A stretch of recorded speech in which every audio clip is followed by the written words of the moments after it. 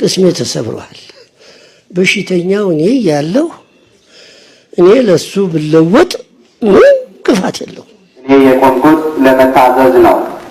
አባቶቻችን ውሃ ሽቅብ አይፈስም ይላሉ። እነሆ በሬ ያለ ወይፈን አያርስም ይላሉ። በሰላም አሰናብተኝ ውሰደኝ ያለ ሞት ይናፍቃል። በተለይ በዚህ ዘመን ወገኖች እኔ ያላለቀሱ ባያለቅስ ብዙ ኮነ ያጣሁት ብቻ ያቀርቻለሁ። ሰዎች የገቡብኛል ነው ስለመራው ከየቡት ቤተክርስቲያን የለችም። ይህን ያልቁምም የተናገርኩት እንደው እግዚአብሔር አበርትቶኛ ጠንክሮ ነው እንጂ የሰማነው ነገር በጣም እጅግ በጣም አስደንግጦኛል። እውነቱን ለመናገር ነው ሰይፍ ያለቀን በመበላላት በመለያየት የተዳፈነ እሳት አለ በየቦታው። ይሄን ብቻ አይደለም፣ በረሃብም ያለቀን ኑሮ ተወዷል፣ ከብዶናል።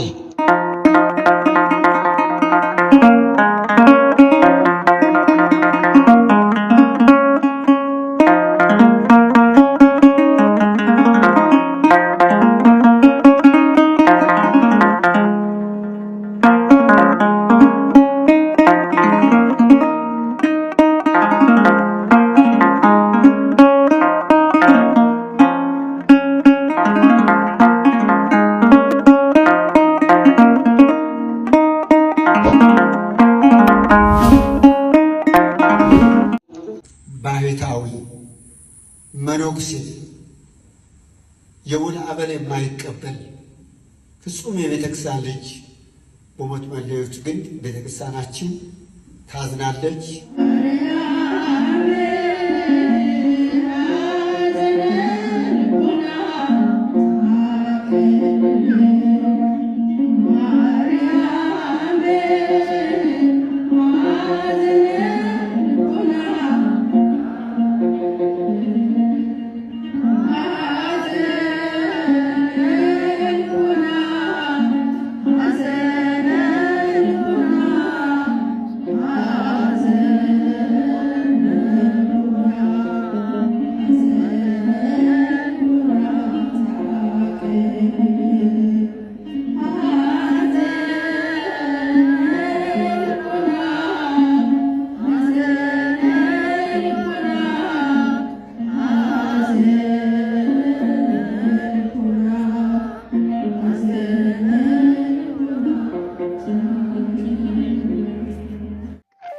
በአይሙሬ በአመለካከቴ ይሞታል የሚል አንድ ቀን አመመኝ አንድ ጊዜ ጨነቀኝ ብሎ የማያውቀው እንደዚህ አይነት ላይ ሞት ሲደርስ ምንድነኛ ወይና አምር ለተሞተነ የምንሞትበት ለትኳል እየተናናቁ እንዴ አሁን በዚህ ዘመን ኑሮ ያስመኛል እንዴ? አይናችን እኮ ክፉ ነው የሚያየው፣ ጆሮአችን እኮ ክፉ ነው የሚሰማው። ቀኑ ጨልሞብናል፣ በሞት ጥላ ተከበናል፣ ዙሪያው ገደል ሆኖብናል። ሰማይ በላያችን ላይ የተደፋብን እስኪ መስለን ድረስ በሰላም አሰናብተኝ ውሰደኝ ያለ ሞት ይናፍቃል። እኔ የቆምኩት ለመታዘዝ ነው። አባቶቻችን ውሃ ሽቅብ አይፈስም ይላሉ። እነሆ በሬ ያለ ወይፈን አያርስም ይላሉ። ቀንበር መሸከም የለመደ በሬ ነው፣ ወይፈን ግን ቀንበሩን ይሰብራል። እኔም በአባቶች ፊት ቆሜ ልናገር አይገባኝም።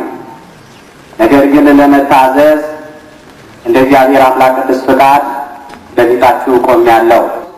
በዘመኑ በፊልጵስዩስ ሲኖሩ ለነበሩ ክርስቲያኖች የተናገረው ቃል ነው። ከውሾች ተጠበቁ ነው ያለው። ቅዱስ ጳውሎስ እዚህ ጋር የተናገረው ስለ ውሾች ገድሎት አይደለም። ከምንም በላይ ከውሾች ተጠበቁ ብሎ ሲል ሰው ሳሉ ባህሪያቸውን ለውጠው ውሾች የሆኑ ብዙዎች አሉ። የውሻ ባህሪው ምንድን ነው? በመጀመሪያ ደረጃ የውሻ ባህሪው በበላበት መጮሁ ነው። ሆዱን ማግለፉ ነው። ለሆዱ መገዛቱ ነው። ውሻ ጌታው ሆዱ ነው። ውሻ አምላኩ ሆዱ ነው። ለበላበት ይጮሃል። እነሆ ሆዳቸውን የሚያመልኩ ሁሉ በጥቅም የሚገዙ ሁሉ ውሾች ተብለዋል። በዚህ ዓለም ላይ አምላካችን ጌታችን መድኃኒታችን ኢየሱስ ክርስቶስ እኛን ለማዳን ሲል ከሰማየ ሰማያት ወርዶ ከእናታችን ከእመቤታችን ከቅድስት ድንግል ማርያም ተወልዶ በጠባብ ርዝመትና በአጭር ቁመት ተወስኖ በዚህ ምድር ላይ በሚመላለስበት ጊዜ በመዋዕለ ስብከቱ ወይም በመዋዕለ ሥጋዌው ሕሙማነ ሥጋን በተአምራት ሕሙማነ ነፍስን በትምህርት እየፈወሰ ሲመላለስ ሆዳቸውን ያመልኩ የነበሩትን አምላካችን ጌታችን መድኃኒታችን ኢየሱስ ክርስቶስን ይቃወሙ የነበሩትን ቤተ አይሁድን፣ ጸሐፍት ፈሪሳውያንን እንዲህ እያለ ይገስጻቸው ነበረ። መምህር ዘላለም ወንድሙ ወልደ ሰማዕት አርፈዋልና ያው እንደምታውቁ በጣም ወደ 25-30 ዓመት ሲያስተምር በትምህርቱም በሕይወቱም ነውር ያልተገኘበት ወንድማችን ነውና ብዙ ሰው ከዚህ ቤተክርስቲያን ውስጥ እየኖረ ወጥቷልና ሳይጠፋ ሳይለወጥ ያስተማረ መምህራችን ነው። አንደበቱም ሳይለወጥ ሃይማኖቱ ሳይለወጥ በሕይወቱ ነውር ሳይገኝበት መቼ እንደምንጠራ ስለማናውቅ ሁል ጊዜ ተዘጋጅቶ መኖር። ልጆቻቸው የሞቱባቸው ወላጆች፣ ባል የሞተብሽ ሚስት፣ ሚስት የሞተችብህ ባል፣ ወንድማችሁ የሞተባችሁ፣ እህታችሁ የሞተችባችሁ ወገኖቻችን ሞቱ አትበሉ። ለምን? ስራቸው ሕያው ነው፣ ስማቸው ሕያው ነው።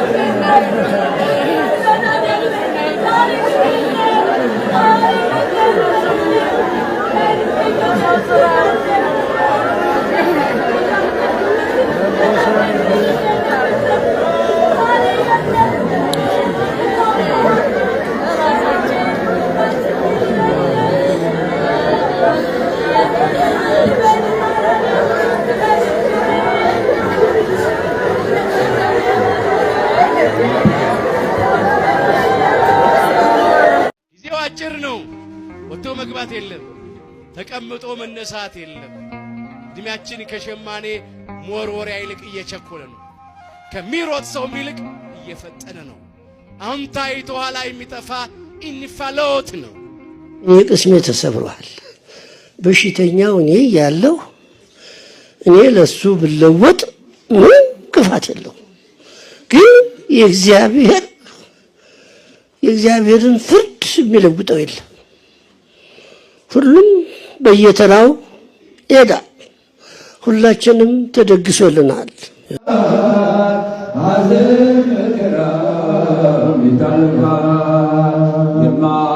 የማይቻለው በሱ ተችሎ ስንቱ ታለፈ ስንቱ ተጥሎ በሚያበረታው ጌታ በርትተን እዚህ ደርሰናል። ሁሉንም አልፈን የማያልፍ የለም ሁሉም ያልፋል። ሐዘን መከራ ያልፋል። የማታስብ ሁሉም ያልፋል። ሐዘን መከራ ያልፋል። የማያልፍ መስሎኝ አየሁ አልፌ የማልችለውን አየሁት። ከልጅነት እስከ እውቀት ድረስ እግዚአብሔርን ማገልገል እያገለገሉ በክብር መሸኘት አንድ ነገር ነው። ታይተው የጠፉ ከአገልግሎት ወጥተው የሄዱ የተደረገላቸውን የረሱ እንደ መጻጉዕ ብዙዎች አሉ። ወንድማችን መምህር ዘላለም ወንድሙ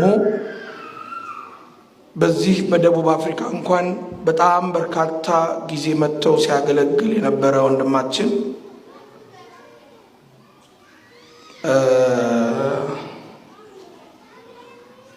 ያማል፣ በጣም ያማል። ምንም ቃላት መግለጽ አይቻልም። ከዚህ ዓለም ማለፉን ሳይ የተሰማኝ ስሜት በጣም በእውነት የወልደ ሰማዕትን ነፍስ ገነት መንግስተ ሰማያት ያወርስልን። መምህራን ከሌሉት በቤተክርስቲያን የለችም። እንተና ታውቃላችሁ አይደል?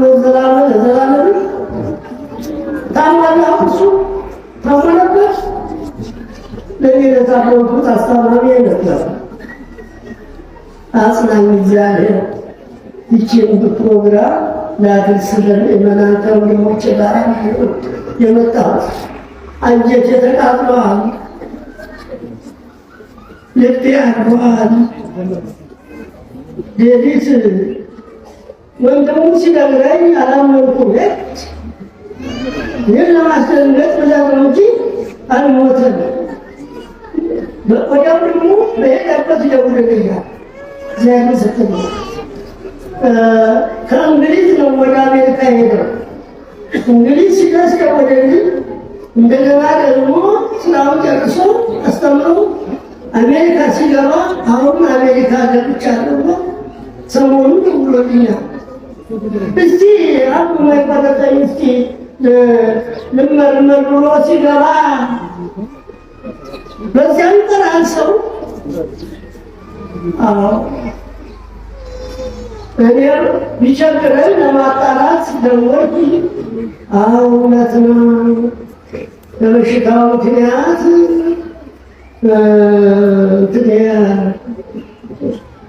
እንትን ነው የጣፋጭ ሱካር ነው ተመለስ ቢሉት መድኃኒት ያደረጉበት በማርፌኖት ጥሪ ያለ እዚህ ነው። እኔ ለሱ ብዙ አስባለሁ። እውነተኛ ሐቀኛ ስለሆነ ሐቀኛ አስተማሪ ስለሆነ እንደሱ ያለ መምህር ለማግኘት በጣም ይቸግራል።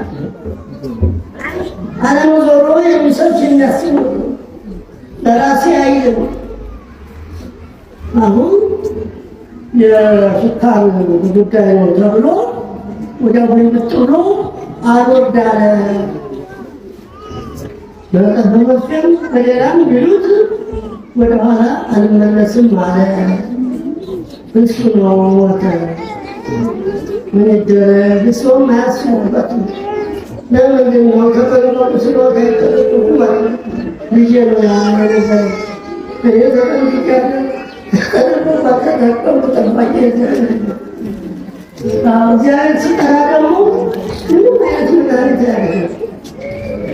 ይህ ልጅ አንድ ሞኛ ተብሎ ያውቅ እግዚአብሔር የወደደውን አደረገ፣ የፈቀደውን አደረገ። ወዘሰ ሞአ ኢይመውት ዳግመ ሞተ ይላል። ድል የነሳው ሁለተኛውን ሞት አይሞትም ይላል። ሲራ ዮሐንስ ምዕራፍ 2 ቁጥር 11 ላይ ሞት እደጃፋችን ላይ ነው ያለው።